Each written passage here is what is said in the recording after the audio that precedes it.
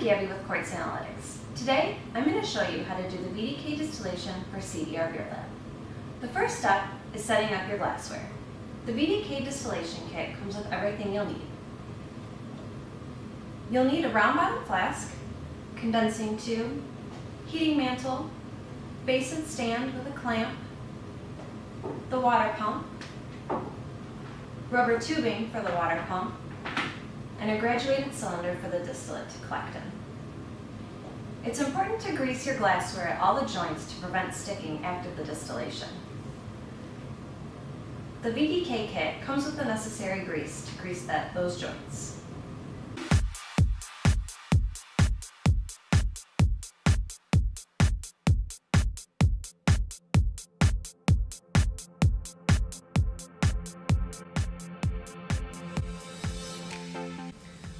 You will need to degas 100 milliliters of your beer sample.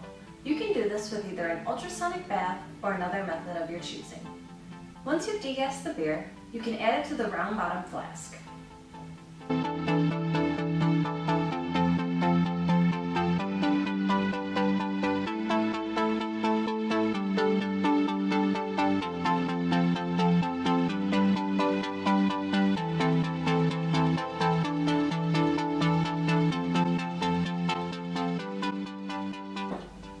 You will also need 5 milliliters of distilled water in your graduated cylinder.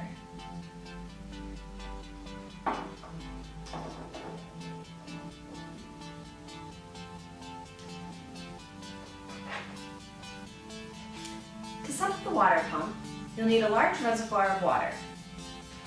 You'll take the first hose and connect it to the top of the water pump. You'll put this in the water, and the water in will go through the bottom. The second tube, or the water out, will connect to the top and go right back into the reservoir. You'll want to make sure that that water pump stays immersed in the water. You can then plug in the water pump.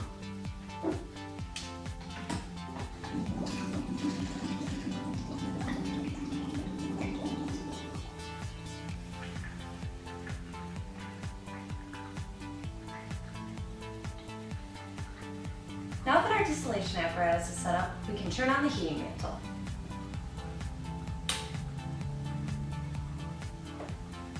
For this distillation, we're just trying to get the beer to boil until we get 15 milliliters of distillate. This will total 20 milliliters of liquid in the graduated cylinder at the end of the distillation.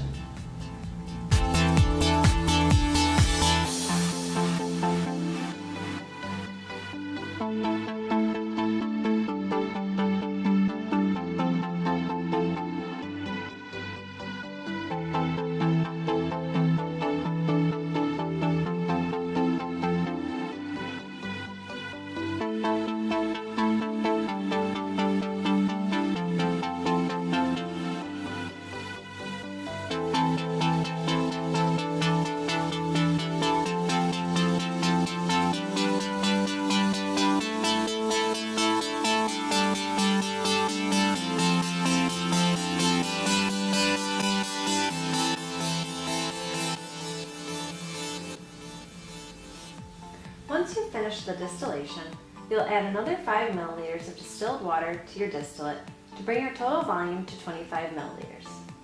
You can then add it to a shaker bottle to help homogenize the sample. Once your analyzer is turned on and warmed up, you can go into Tests, Beer, and select the vicinal diketones test, also known as VDKs. If you're ever unsure where to start, you can always press the question mark in the top right of the analyzer. We've already distilled our 100 milliliters of degassed beer, recovered the first 15 milliliters, and brought the final volume to 25 milliliters.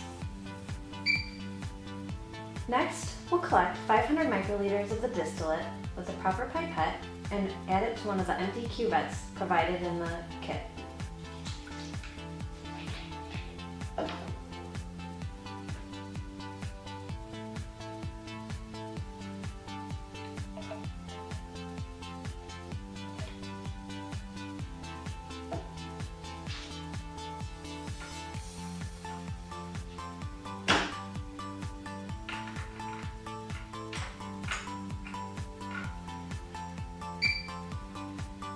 can then place the cuvette containing the sample in the incubation cells and let it sit for 5 minutes. To save time, I have one that's already been sitting for 5 minutes. Next, we'll collect 100 microliters of R1A with a pipette.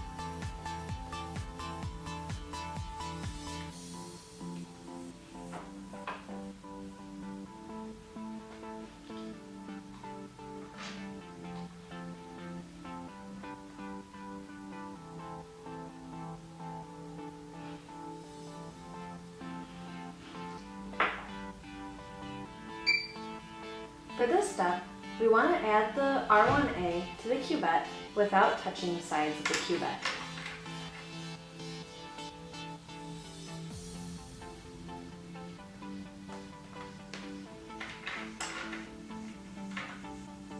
If you're ever unsure if your pipette tip has been contaminated, it's always a good idea to replace it.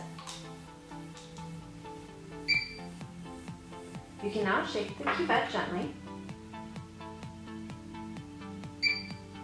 and place it in the reading cell.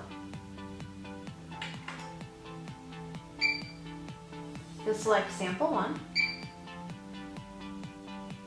and press read.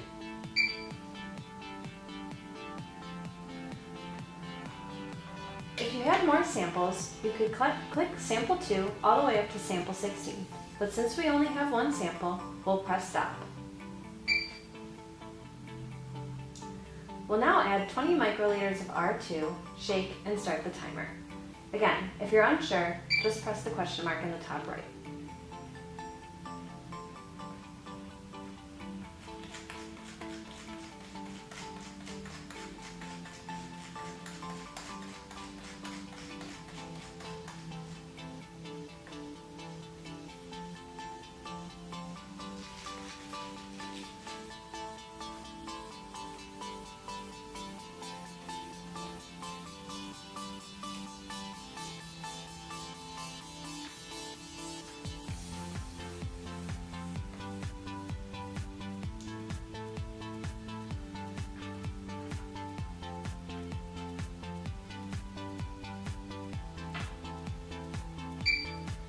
We'll then carefully clean the outside of the pipette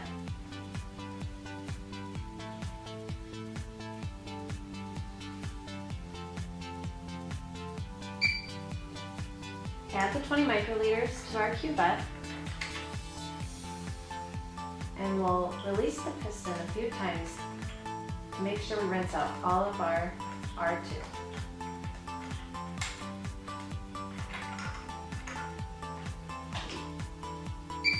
We can then gently shake our sample and start our timer.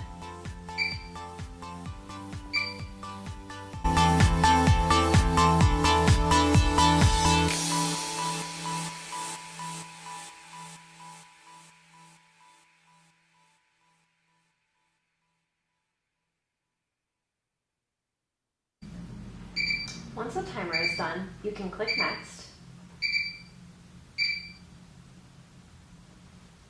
shake your sample one last time, and insert it into the reading cell. Then press Read. Your result will then print out and display on the screen.